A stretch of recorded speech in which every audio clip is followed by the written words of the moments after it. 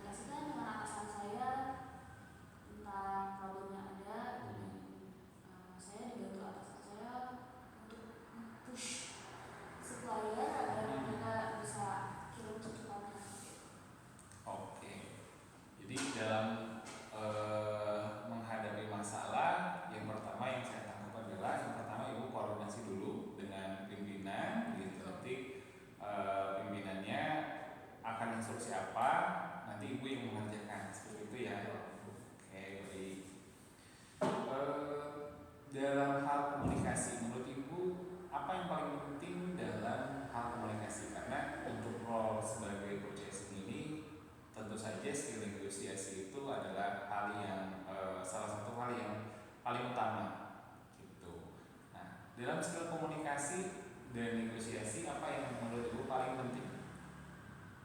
Komunikasi tersebut harus berjalan dua arah ya Pak.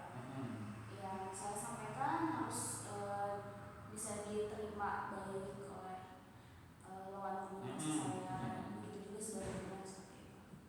Oh gitu. Mungkin lebih spesifik dalam komunikasi dengan vendor misalkan gitu. Itu apa yang paling utama deh Ibu sebagai purchasing dengan vendor atau dengan sesama rekan kerja juga, karena Ibu kan mendapat permintaan pasti dari departemen-departemen lain. Kadang-kadang mungkin ada departemen lain minta suatu hal, contoh ATK PC deh, minta personal computer, mintanya dadakan, terus deadline-nya juga ketat gitu. Nah, kira-kira gimana cara Ibu mensiasati komunikasi sesama departemen ini? Tentu saja yang pertama kita tanya dulu kan seberapa urgent komputer tersebut untuk dipakai. Kalau misalkan sangat urgent, mungkin kita bisa beri beberapa opsi. Mungkin ada komputer lain yang tidak terpakai dan mereka bisa pakai itu dulu karena takutnya itu sangat urgent. Betul. Nah, mungkin nanti seiring berjalannya waktu bisa diproses permintaan tersebut. Iya, kadang-kadang kan kita nggak bisa menstandarkan departemen ini kamu harus ikutin SOP gitu. Ya SOP-nya tentu ada ya. Misalkan permintaan ke purchasing itu deadline-nya, lead time per pembeliannya misalkan 1 minggu atau 2 minggu kan. Nah, ada aja pasti biasanya ya, ada aja departemen-departemen yang pengen lebih cepat gitu. Nah, kayak gitu-gitu tuh mengganggu nggak sih ritme kerja kamu sebagai purchasing? Menurut saya sih bukan gangguan ya, itu lebih challenge sebagai seorang purchasing karena pasti yang namanya sebetulnya kalau untuk purchasing yang saya pegang itu lebih banyak untuk barang-barang produksi. Oke. Kalau untuk produksi kan sudah terschedule. Iya, benar. Kalau buat urgent, bukan urgent yang Nggak di ke-planning. luar planning itu pasti sudah ada planningnya. Berarti mungkin permasalahannya di delivery kali ya. Iya, Delivery ya. Nah itu pernah ada masalah nggak sih sama delivery kamu yang pegang juga? Enggak ya. Jadi kamu cuma beli aja. Kirim PO, diterima sama supplier. Tinggal komunikasi aja sama supplier seperti apa.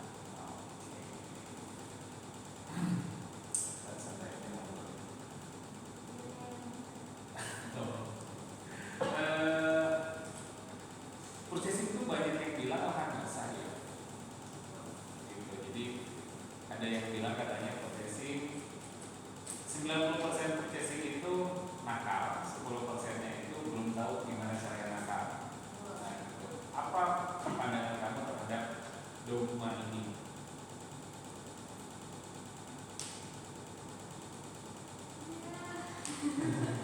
Pendapat kamu pribadi. Bener apa salah nggak sih itu pendapat yang bilang kayak gitu? Godaan Ada ya. magnet godaannya sangat besar di situ Pak. Karena yang namanya supplier ya, dan barangnya masuk ke perusahaan itu, apapun yang namanya marketing, Iya. ini. Dikasih ini, dikasih Ya. itu. Nah, pertanyaan selanjutnya adalah ketika ibu dihadapkan dengan posisi seperti itu, mungkin kalau saya lihat, kalau selama masih case-nya adalah barang yang akan dibeli itu tidak masuk ke kriteria atau kualifikasi yang itu mau, tapi marketingnya atau vendornya itu udah ngasih itu segala macam dan memaksa pengen masuk gitu sebagai supplier. Itu gimana? Pernah ada kasus kayak gitu? Nggak pernah ada sih, Pak. Tapi waktu itu pernah ada kasus di mana suppliernya itu bilang mereka sanggup untuk beli standar yang perusahaan saya minta, tapi ternyata mereka kirim sampel sampai beberapa kali itu nggak sesuai standar. Akhirnya kita memutuskan untuk stop. Oh gitu. Walaupun misalkan sebelumnya supplier itu udah ngasih sesuatu nih ke tim purchasing misalkan. Jadi ada rules-nya, Pak. Kalau misalkan mereka mau kasih sesuatu itu, kalau ngasih sebenarnya mau ngasih sesuatu itu lebih ke event-event tertentu ya. Kalau kayak misalkan Christmas, itu harus, kalau misalkan mereka emang maksa nih mau membeli ke perusahaan, dan itu biasanya yang ngasih juga vendor-vendor atau supplier yang udah bekerjasama sama kita. Oh oke, bukan Bukan vendor baru ya. vendor baru yang pengen masuk. Kalau misalnya vendor baru pengen masuk kita Oh oke.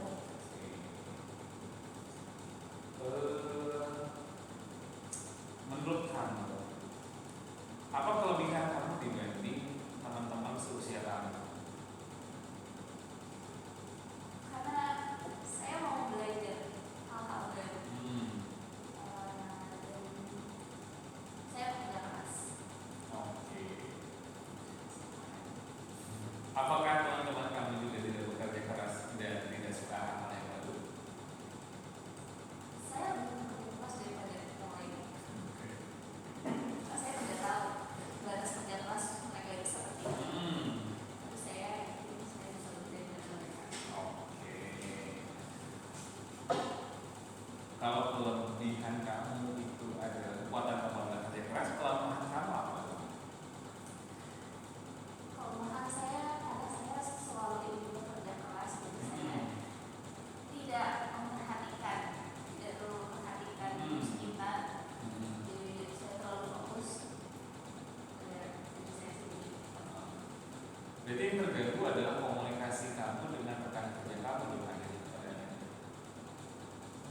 Tidak terganggu. Tidak terganggu.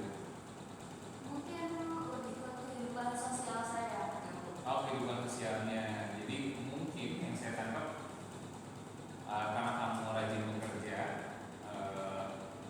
orientasinya ke pekerjaan, jadi jarang meluangkan waktu ke kehidupan sosial itu kali ya. Betul. Oke. Selain itu ada lagi nggak kekurangan kamu?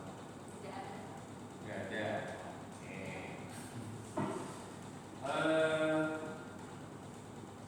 Dalam skala 1 sampai 10, menurut kamu sebagai kekuatan kamu itu poin bekerja keras kamu itu ada di poin berapa? 10. Oke. Menurut saya bisa mengerjakan semua tanpa saya perlu belajar. Oke. Kamu kesana mau perlu belajar ya. Apa yang kamu lihat dari diri kamu sendiri 5 tahun ke depan? Saya jadi orang sukses. Sukses itu apa? Kan relatif nih.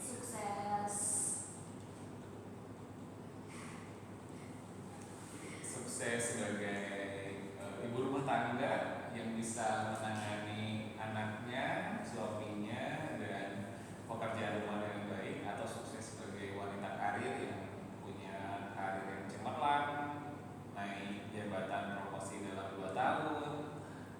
Kan banyak tuh, sukses tuh banyak kotaknya gitu. Kalau kamu melihat diri kamu sendiri dalam waktu 5 tahun, 5 tahun ke depan berarti 2030, apa yang pengen kamu capai atau kamu tuh pengen jadi kamu yang seperti apa? Saya ingin 5 tahun ke depan mungkin saya ingin menjadi seorang istri yang sukses,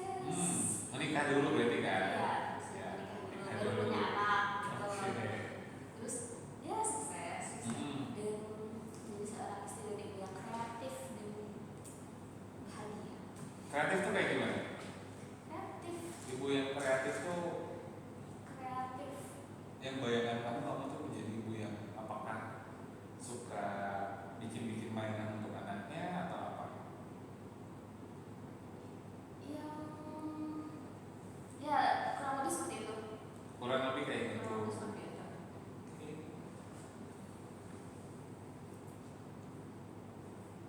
Kamu pernah punya masalah nggak di tempat kerja kamu sebelumnya sebagai purchasing? Enggak pernah. Nggak pernah ya? Enggak. Terus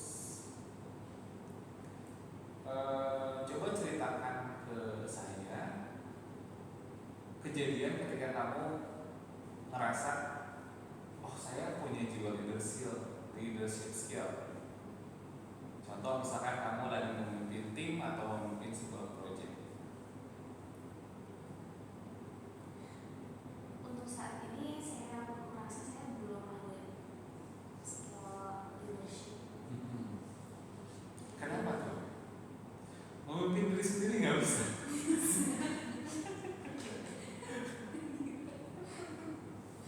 Maksud saya memimpin orang lain seperti itu. Oke.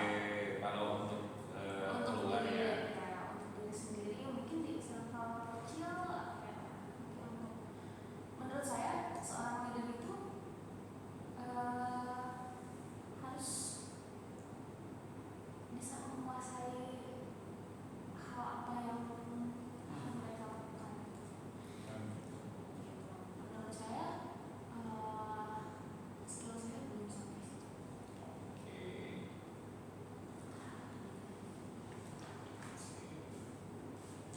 Kita masih ada 10 menit lagi ya. Bagaimana kamu menghandle situasi ketika kamu ada ketidaksetujuan dengan pimpinan? Pimpinan nyuruhnya A, tapi menurut kamu yang benernya tuh B, gitu. Apa yang kamu lakukan? Pernah nggak situasi kayak gitu terjadi di tempat kamu?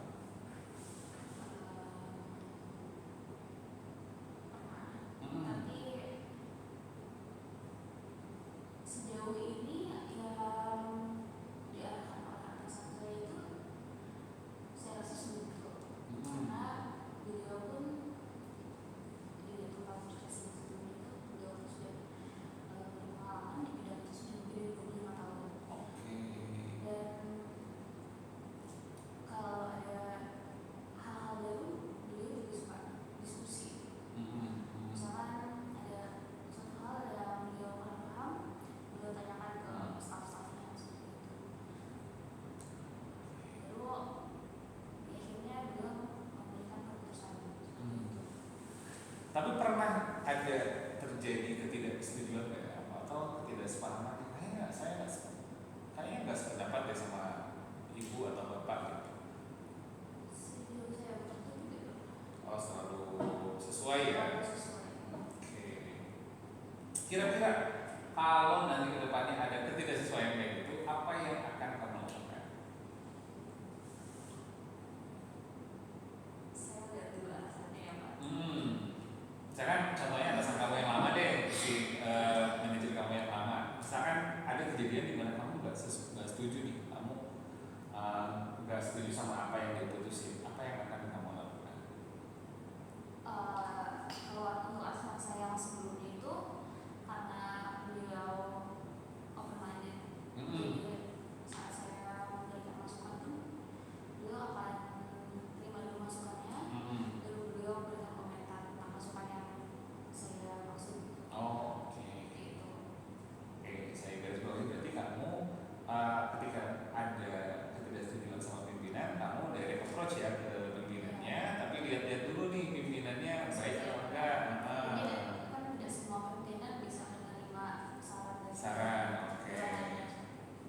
Jadi kamu mempertimbangkan dulu, kalau dirasa oke untuk diskusi, kamu maju nih direct approach ke pimpinan kamu, terus kamu utarakan apa yang menurut kamu benar gitu.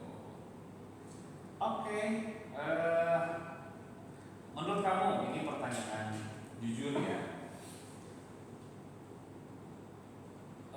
lingkungan kerja yang ideal tuh yang seperti apa?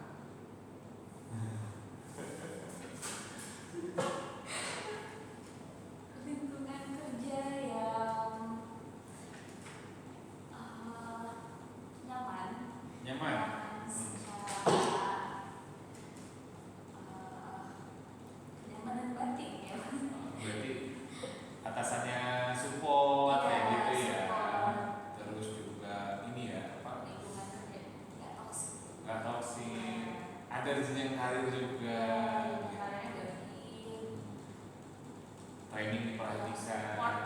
Support ke karyawannya, support secara moral dan material. Oke, kalau material ya pasti ya, kita gajian ya. Iya pasti. Mungkin kita lanjut lagi.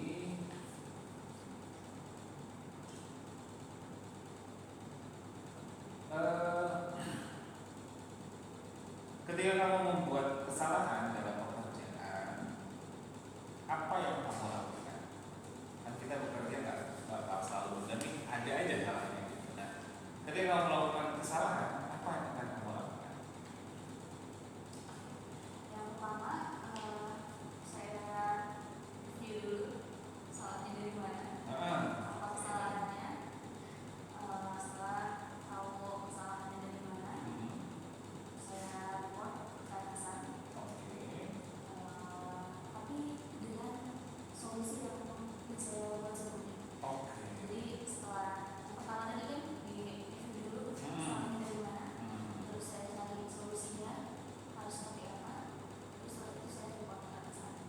Jadi biar atasan tuh tahu memang ada masalah, tapi saya sudah buat solusinya.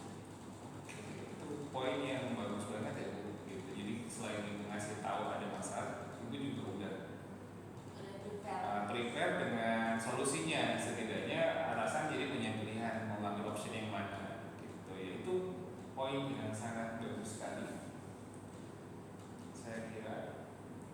Terus terakhir deh, motivasi Ibu dalam bekerja yang paling bikin Ibu menjadi bensin buat mesin Ibu untuk bekerja? Karena menurut saya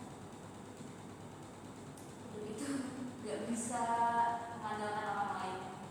Jadi itu saya tahu value saya tahu saya masih semangat gitu kalau bekerja.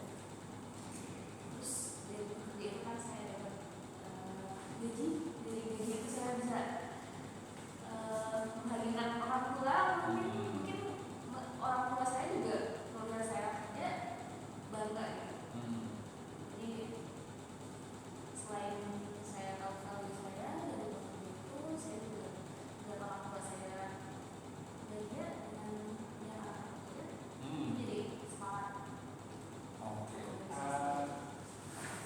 Apakah ada tuntutan dari keluarga untuk bekerja lebih keras? Tidak ada ya. Jadi kamu memang hanya happy dan sukarela aja gitu. Jadi nggak ada pressure sama sekali. Nice.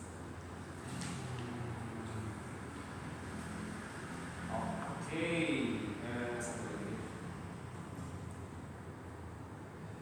Jika suatu saat dalam pekerjaan kamu ada kritikan dari rekan kerja, apa yang akan kamu lakukan? Saya kritik harus diterima, walaupun pasti dalam hati ngerasa kayak kenapa gitu kan dikritik.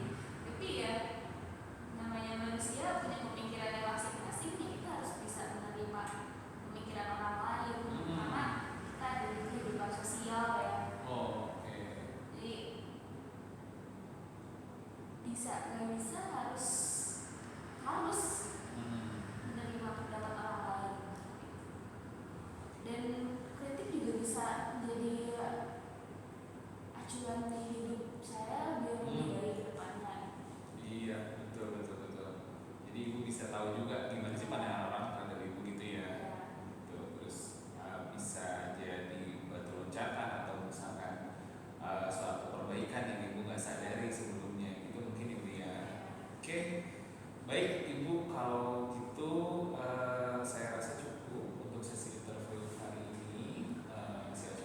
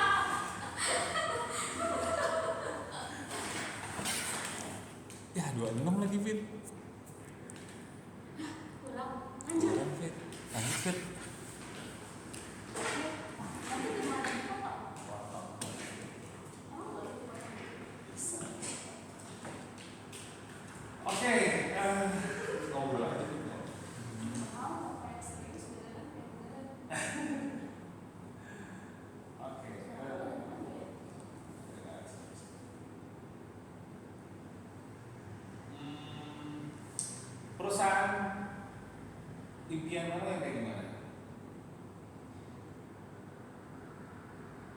Jujur sih Kak, saya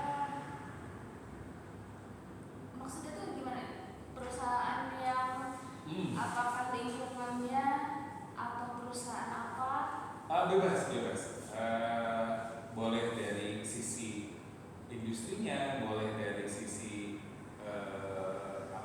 secara organisasinya atau barang yang diproduksinya apa, gitu. Boleh terserah. Menurut kamu perusahaan yang kayak apa? Sebetulnya ya Kak, karena saya sebelumnya berpengalaman di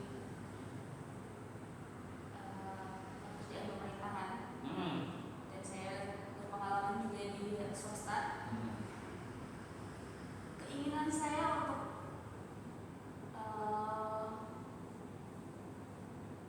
mungkin lebih nyaman di pemerintahan karena pekerjaannya tidak terlalu deadline-nya tidak terlalu rush Betul. seperti di swasta. Untuk kenyamanan, kesantaian lebih ya, lebih kesantaian, lebih santai di pemerintahan. Iya memang beda sih, skala industri juga beda. Tapi kalau untuk belajar, bekerja gitu kan, lebih nyaman di swasta. Kenapa tuh? Karena banyak pengalaman baru, banyak pelajaran yang didapat, banyak hal-hal baru di setiap harinya yang bisa dipelajari itu di perusahaan swasta. Kalau di pemerintahan ya seperti itu, berulang. Repetisi ya, sifatnya repetitif ya. Oke, Maksudnya repetisi. Ya betul.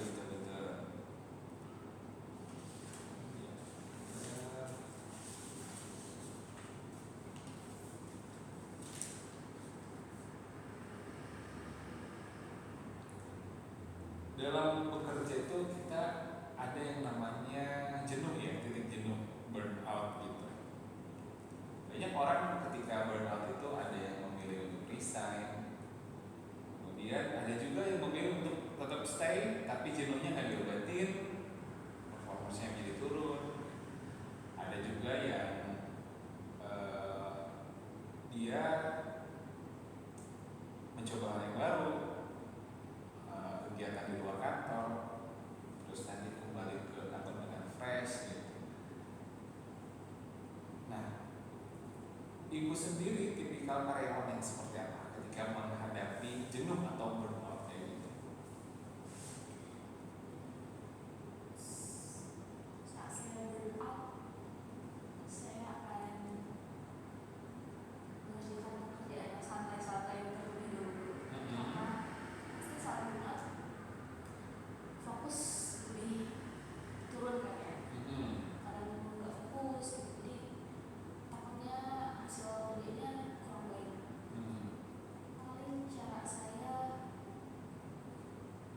mengatasi burnout itu ya saya sampai sendiri, saya minta waktu sendiri, saya nggak mau ditanya sama siapapun karena saya rasa kalau saya lagi sendiri itu saya seperti recharge energi sendiri.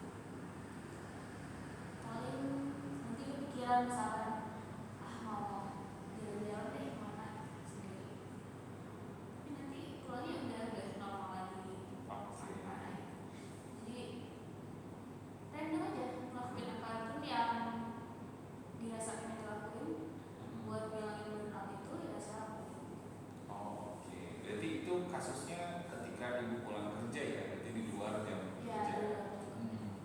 Karena bahaya juga kalau misalkan ibu nggak mau ditanya pas lagi kerja gitu, nanti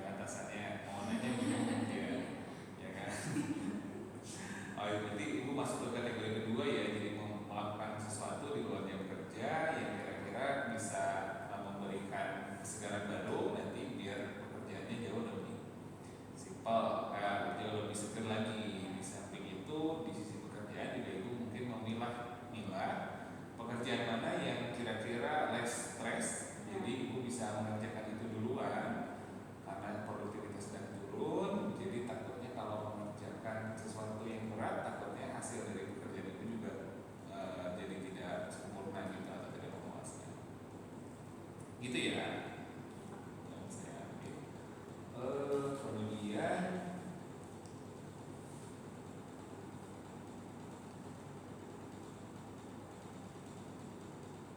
kira-kira ibu kalau diterima di perusahaan kami berencana bekerja berapa lama?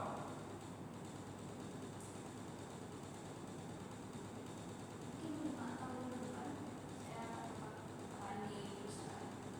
5 tahun. Kenapa kok 5 tahun? Ada apa dengan angka 5 ini? Karena saya perempuan, saya punya planning untuk mungkin 2 atau 3 tahun ke depan Iya. punya anak, dan saya planning saat saya punya anak saya stay di rumah seperti itu. Oh jadi rumah tangga aja. Di rumah tangga. Mungkin punya bisnis kecil-kecilan. Karena saya hobi baking. Jadi mungkin nanti akan menyalurkan hobi saya tersebut. Oke, bukan material berarti ya. Ibu anak berapa dari berapa bersaudara ya? Saya anak kedua. Anak Jadi kedua. anak pertama kebetulan. Oh kenapa tuh? Karena kakak saya udah meninggal, jadi second born. Tapi Second. jadi Oh, anak pertama. ada. Ada dua. Ada 2. Oh. Laki semua. Oh laki-laki semua. Mantap. Oke. Ada kendala nggak menjadi perempuan satu-satunya? Enggak, itu Nggak ada. sebuah privilege. Oh gitu.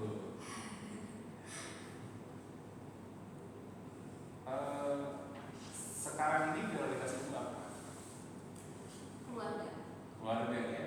Keluarga, diri sendiri, keluarga dan pekerjaan. Oke, jadi pekerjaan nomor 3 nih. Keluarga dulu. Kenapa pekerjaan disimpan di nomor 3? Karena kalau diri saya sendiri tidak bisa menyanggupi pekerjaan tersebut, pekerjaan tidak akan berjalan baik. Maksudnya gimana? Kenapa saya taruh diri saya yang pertama? Karena saya harus siap dulu. Keluarga dulu tadi yang pertama. Iya. Kalau tidak ada keluarga, tidak ada saya. Oh, oke. Rumah. Kalau tidak ada keluarga saya sebagai support system saya, tidak akan ada diri saya seperti sekarang. Lalu yang kedua adalah diri saya harus siap. Diri saya harus siap. Saya harus komitmen dengan diri saya sendiri dulu sebelum saya menghadapi dunia luar. Menurut saya seperti itu. Oke. Cukup sih. Closing dulu, Pak. Closing. Kan udah closingnya tadi, Oh, tinggal saya rekam. Oh,